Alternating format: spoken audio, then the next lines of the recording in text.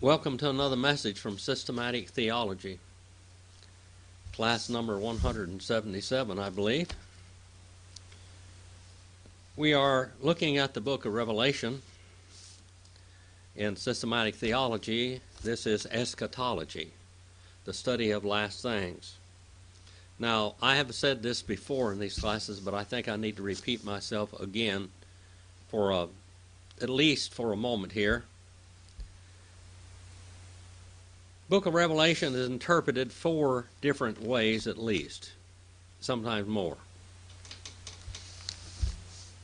There are 4 basic views of the book of Revelation. Number 1 is a preterist view,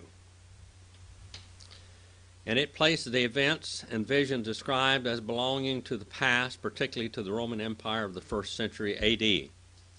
Now, the second view is the historicist view. That means that, and it's somewhat related to the other one, it maintains that what we have in Revelation is a panoramic view of the history from the 1st century to the second coming of Christ, and this is the view of most Protestant reformers, except for John MacArthur, I believe, and a few others in the past. Barnhouse, Donald Gray Barnhouse. Number 3 is the symbolic view, which holds that the book of Revelation portrays the continuing conflict between the forces of good and evil throughout the entire span of the human history. Number 4, of which is what we call the futuristic view, is that much of the book of Revelation we accept as prophecy. It's something that tells us something's going to happen beforehand, and it does.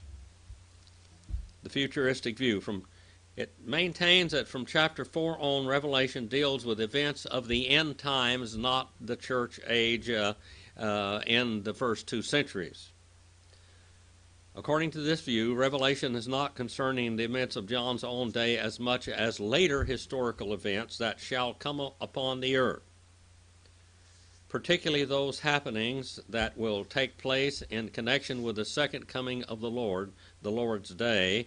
And this view takes seriously the predictive element in Revelation 1:19, and Revelation 4:1 says, "This shall happen." This is prophecy. In other words, the book of Revelation actually is prophecy. The book of Daniel has a lot of prophecy in it. Ezekiel has a lot of prophecy, Isaiah, the Psalms, etc. The 17th chapter of the book of Revelation, we have a one-world religious political system owned by the Antichrist, the false prophet, and the beast. And as I translate this to you out of the Greek language, the original language that it was written in, by the way, the original language in the Greek is so full of Hebraisms in the book of Revelation, John was bringing in the Hebrew idea of so many things. And it came about that one out of the 7 angels, the one having the 7 bowls, and remember, the bowls of wrath of God. The reason why it's bowls, so you can pour it out instantly and immediately. It is dramatically poured out, not from a bottle, not from a vase or whatever, but from a bowl which can pour out the contents instantly. Now the bowls, and he spoke with me, and that word spoke there is elaleson, which is spoke with me in human language. The angel spoke to him in human language, and saying, you come here, and I'll point out to you the judgments. I'm going to point out to you the judgment of the pornes, the pornes. The pornes is what we might call a harlot, an evil one, a prostitute. It means this word porneia, it means someone that loves to wallow in evil, to pervert that which is natural to that which is evil, to that which is an economic advantage. prostitutes do that. They take their bodies, which God gave to them, and the function of their bodies to be as someone's wife, and they turn it into everyone's wife, and they lie to men, telling them that they love them, and this close relationship with them that they're having is a false medium to make money, economics. They took what God gave them and turned it into economic advantages. To seek after false gods is to go whoring after them and fornicating after them, and according to much of the Old Testament. Spiritual fornication, God's judgment on false religion, is what we're going to have here. The parable of the fig tree, the parable of the tares. They did not produce. This is an evil thing, and they are going to be thrown into the fire and burned up in the fire of judgment. And by the way, the leader of this group, this Mahdi or Antichrist or whatever he may be, is going to be one of the first inhabitants of hell, the final hell. A hungry man many times is an angry man. A hungry woman sometimes is an angry woman. And the Son of Man was hungry, but he was more hungry for the spiritual fruit that he had and he had a right to expect it also. Israel's God at this time was her Bible, the books, not Jesus, not Jehovah of heaven. The works of their own hands, the Mishnah and the Talmud, and their writings and traditions. Verse number 2. Well, let's finish verse number 1. And the harlot, the great harlot, the one sitting upon waters many, and the word waters there is people many. Many people. Many people led in the way of false religion.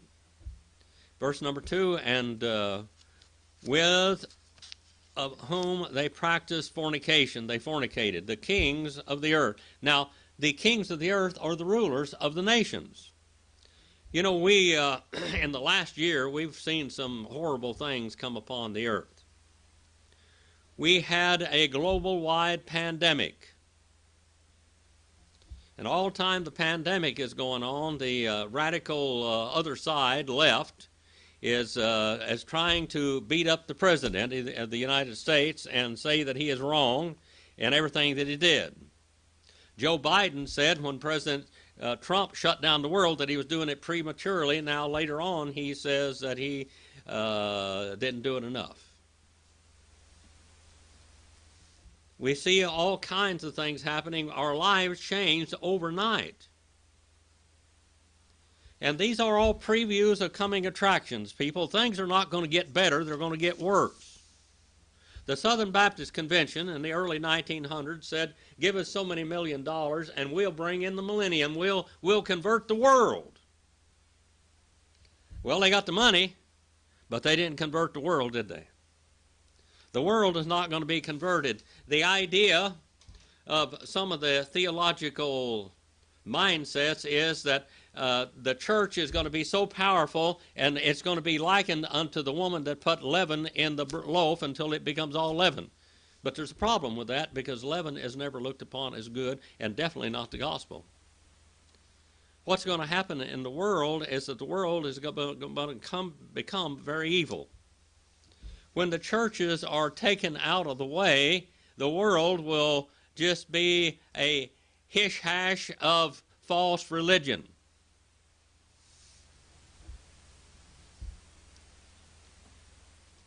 And they practiced with the kings of the earth, and they became the ones inhabiting the earth.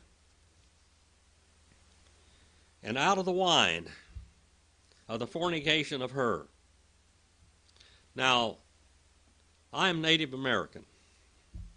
And you've heard me say that very much many times if you have listened to the messages that I have on sermon audio, Discover the Word with Dr. Jim, and Discover the Word with Dr. Jim on YouTube. And discoverthewordwithdrjim.com and discovertheword.com. These are all websites. I've said that many times. My people have made many mistakes in history. A large majority of my family, when they came to California, now they were robbed of their lands in the South and in the Midwest. They were driven into Oklahoma, Indian Territory, and then they were robbed of that because there was something good there that somebody else wanted. My family came to California to be mistaken for white Okies, and it worked to some extent. But as they came from back there, from Depression and many other things, I made a comment to my mother, to my little mama here, to my wife today. We were watching a program, or she was watching a program on television that had monkeys on it, and apes and all types of monkeys, from apes to little bitty monkeys. I didn't see any of those monkeys going out and beating up their wives and getting drunk and laying up drunk for weeks at a time or on drugs.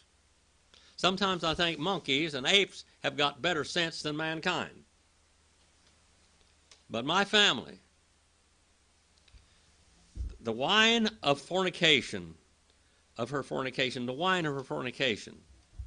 Wine is addictive, people.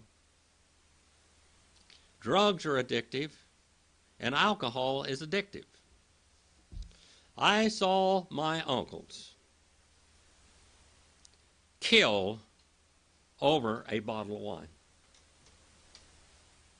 Kill over a bottle of wine. My Uncle Bill, and many of you heard me talk about my bad Uncle Bill that got saved on his deathbed, pretty much, when I was upset about that, because he was bad. One time, walking down the canal bank, he took a bottle of wine from a man and cut the man's head off with a knife. Cut his head off. He killed another man in our neighborhood and took his money to buy wine. He stole everything he could steal that wasn't laid down. And then he went into Clifford Smith's house. Now, this is real stories. He went into his house one night and was stealing vanilla extract because it has alcohol in it. He would drink it. And Clifford got up in the middle of the night and saw him in his kitchen. Well, my Uncle Bill grabbed a long butcher knife and put it all the way through his body. And the man was so terrified of my uncle that he wouldn't press charges on him. They'd arrested him for a little bit. Wine controlled his life. Had another Uncle Bob. And Bob was a brilliant young man. He went into the Seabees in the Navy and on the South Pacific. And he began to drink over there in the South Pacific. He looked a lot like Sam Paul, my great-great-grandfather Sam Paul. This was his grandson. Almost a spitting image of him. Dark complected, with dark black hair and blue eyes, gray blue eyes. A very unusual thing. But he went over there and he began to drink. And one time they said he drank for 17 years before he ever got sober one time. He was a good welder. He was very good at whatever he did. But he was an alcoholic. He was controlled by alcohol. I saw that man go into DTs, hallucinations, all kinds of stuff. Terrible, terrible control over him. The alcohol controlled his life. And his wife, a wonderful wife, and two beautiful daughters. And just basically made a wreck out of them, out of their lives. Well, this type of wine here is talking about spiritual fornication. People get involved in false religion and they will give their life for it. Look how many people die every year because of Islam and those Islamic people that kill themselves killing other people. They're drunk with the fornication of false religion.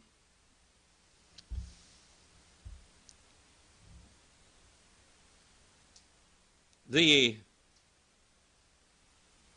Islamic religion is a religion of fleshly gratification. It is a religion that thinks of gratification, sexual gratification and physical gratification. If you die committing jihad, you get to instantly go to heaven. And when you get to go to heaven, you'll never be thirsty again. You're going to have wine. You're going to have a beautiful, dark-eyed maidens, virgins, perpetual virgins, because every time they cohabit with them, they go back to being virgins. This is sexual gratification, people. Laying on couches in paradise with cool running water and them feeding you and fornicating with you. Of course, it's not fornicating. It's just, these are your wives. These are your 70 virgins, your 72 virgins that you're going to get. This is what you get for killing yourself and killing others. Murder? Murder is also a sexual, fleshly gratification. Murder is a sexual, physical, mental gratification.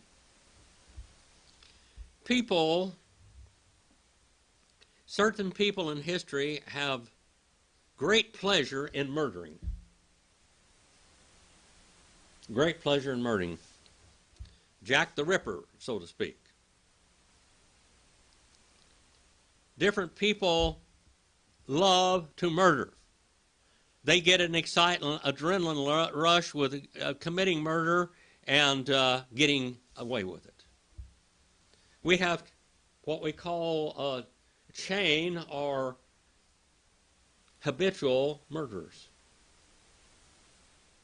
They leave a long chain and line of victims that have been murdered, many of them in certain ways. Strangled, stabbed, decapitated, disemboweled, and sometimes even parts of their bodies eaten. Cannibalistic. We have these serial killers, serial murderers, and they love this. Now you put all of this together. You've got sexual gratification and you've got this adrenaline rush of murder. Wickedness. It's an addiction. Many of you have seen serial killers. Muhammad was a serial killer. He not only was a serial killer, that all of his associates were serial killers. The mind is stupefied with power and control and murder. We have had presidents in the past that were murderers. And it thrilled them to kill and get by with it. This really is true.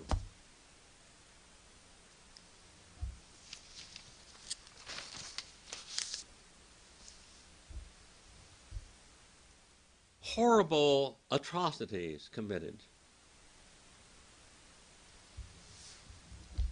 People love bloodlust sometimes. It's a bloodlust. Blood sports. Why do we have these so-called fighting where people go in and just beat each other? It used to be, boxing was banned for a long time because it seemed as too cruel. But they wore boxing gloves. And there was a certain sport in it of handling yourself and punching, and I did that when I was young also. There is a sport and there is a training in this. And it has honor. But the blood sports that we have today, when people go out there with hardly any boxing gloves on and kicking people's teeth out, and kicking them and stomping them and beating their heads on the ground, brethren, that is not godly. That has nothing to do. It's just like being in the gladiator rings. Same. People get killed that way. This is a type of bloodlust. Bloodlust. Verse number 3 now. And he carried me away unto a desert place in the spirit. Now he carries his spirit away. He goes he becomes a time traveler. He has a spiritual levitation, and he is carried off in the spirit world. And I saw a woman. A woman. This woman is the bride of the Antichrist, by the way. And I saw this spiritual political system sitting upon a swift-running beast. A scarlet beast, Kikino. Now, this was a cochineal. It was an insect used for crimson dye. This insect was in the leaves of the palm oak, a Quercus cruciferus. This type of red, a very bright blood-colored red, being filled with names of blasphemy, having heads 7 and horns 10. A horn is something that an animal uses in battle, isn't it? A deer, an elk, and bighorn sheep, and antelope, they have their horns and they use them for battle, and this is called, this 10 horns here is something about machinery, aggression.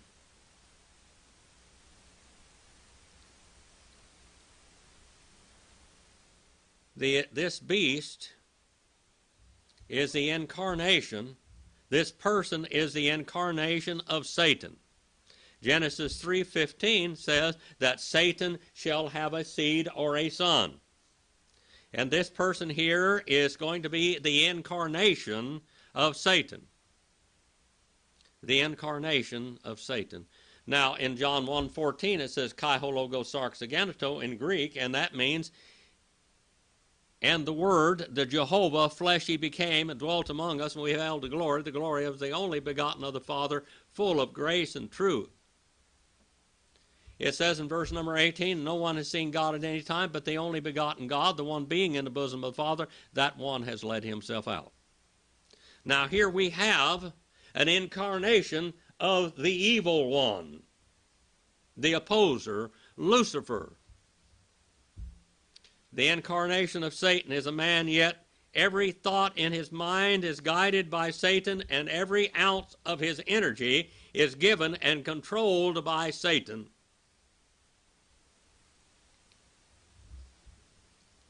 You know, a wino, when he wakes up in the morning, he's thinking about wine. When he lays down at night, he passes out by being, if he can, by being drunk with wine.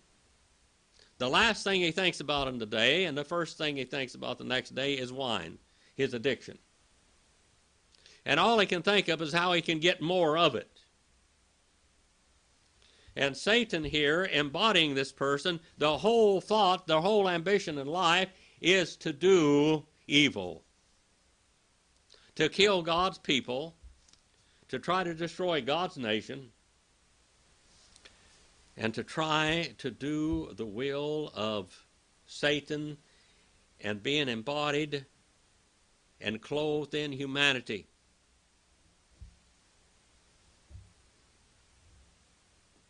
Here, instead of the flesh of the serpent that he dwelled in, he will be dwelling in the flesh of a man. A man totally indwelt, possessed, and empowered by Satan willingly, as the serpent was in the garden. Controlled. Now, the history. The history of the nations. The history of evil. The history of wars.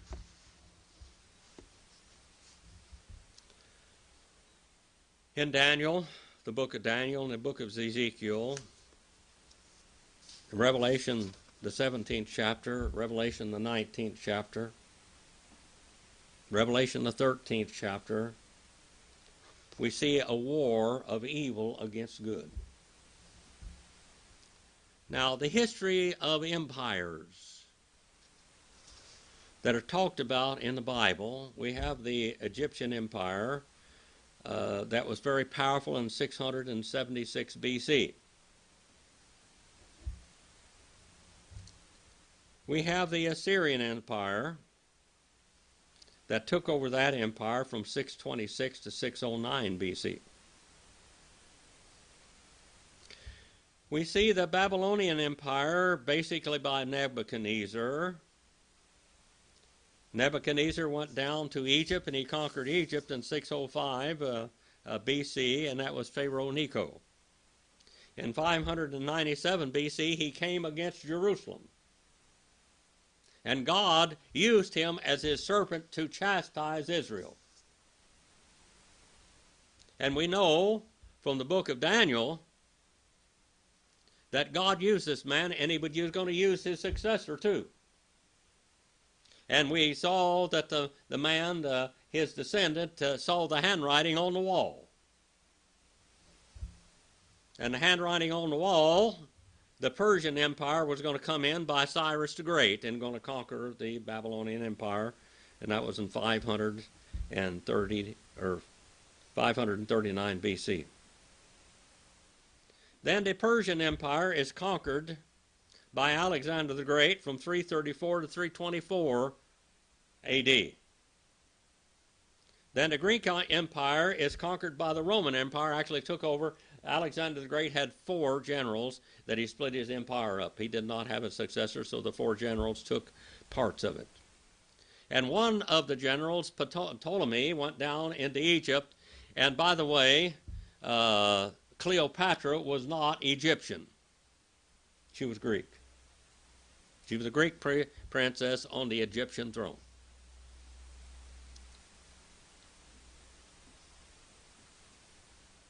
The Roman Empire took over the Greek Empire in about 146 BC. And the Roman Empire lasted for quite a while. Basically the 1,000-year empire.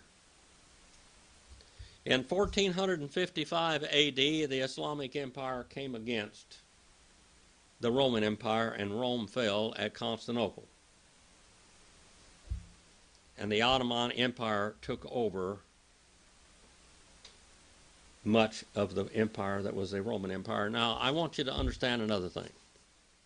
It doesn't matter how much of the world that empires possess and control, but it very matters that they controlled the land of Israel, Jerusalem, the land of Palestine, the land of Judah and Israel. The Islamic Empire lasted up until October the 29th, 1923. That's when the Caliphate dissolved.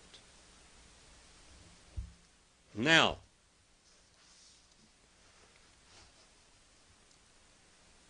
the Islamic Empire lays down. The Islamic Empire is one that its head was fatally wounded, but it's going to be raised again.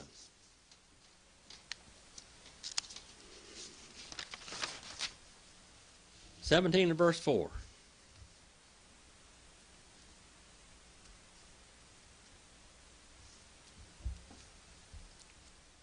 The bride of the Antichrist is this political religious system.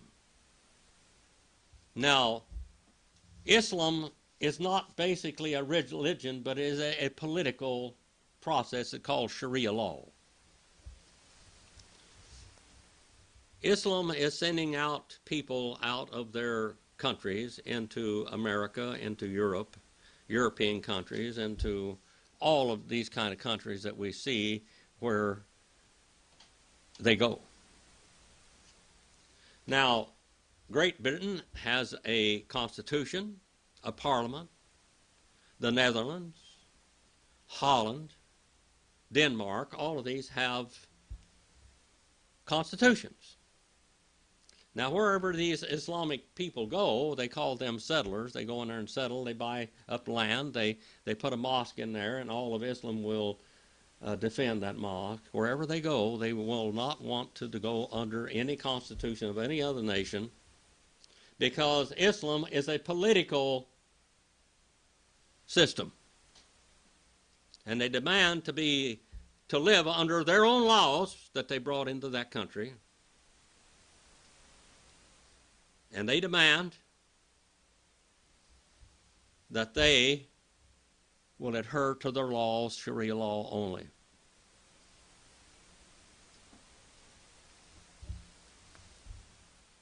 Islam is the only political situation in the political religious organization in the world that still practices slavery.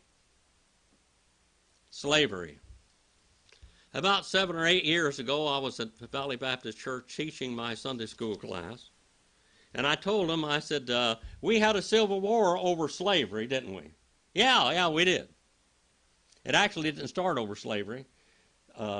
Lincoln ended up with slavery.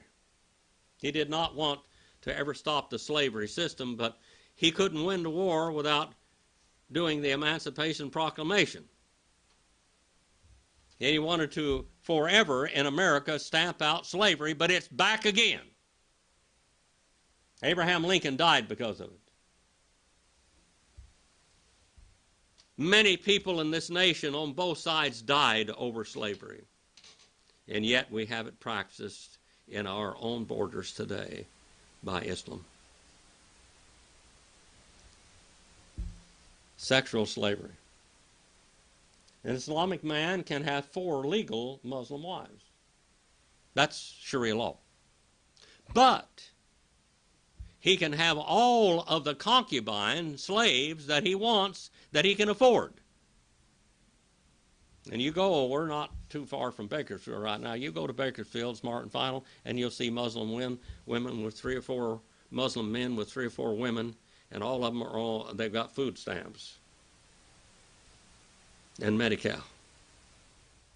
We got a lot of trouble with illegal aliens on the dole, and we got a lot of trouble with Islam on the dole, and we're paying them to settle our nation and to change our laws. And look what just happened in this election. Look at the mess we have now. Well, the Revelation says it's going to get real bad, and I'll tell you something, people, it's getting that way. Well, this is what we got to look forward to. And the woman, she kept on being clothed around with purple.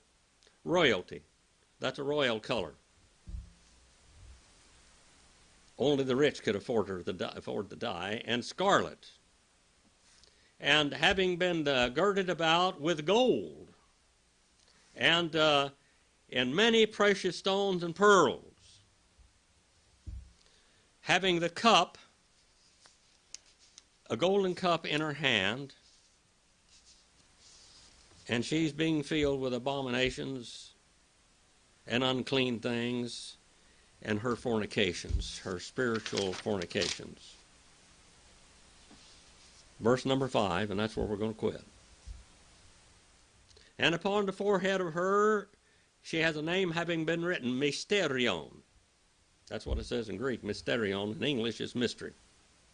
Mystery Babylon the Great, the mother of fornication and of abominations, the mother of all false religions.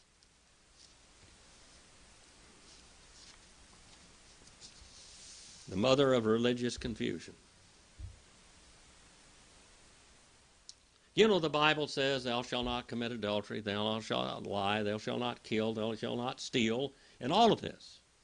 But Islam, the whole foundation of that religion is fornicating.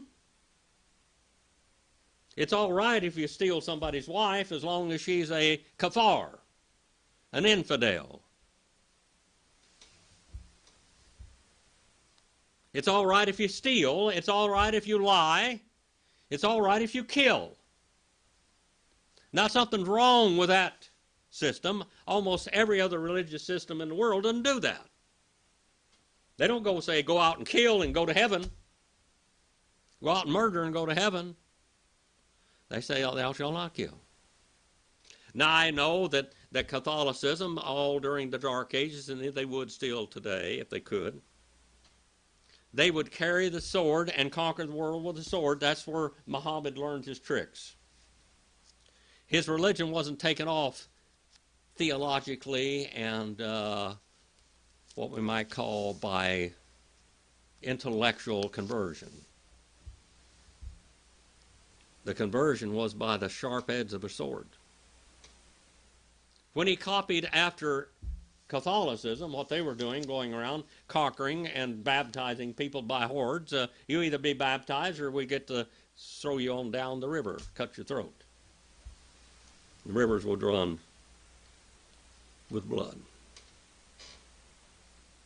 Well, he began to do that. He began to murder and to Ali Baba and the 40 thieves, the old story about that, that's Muhammad.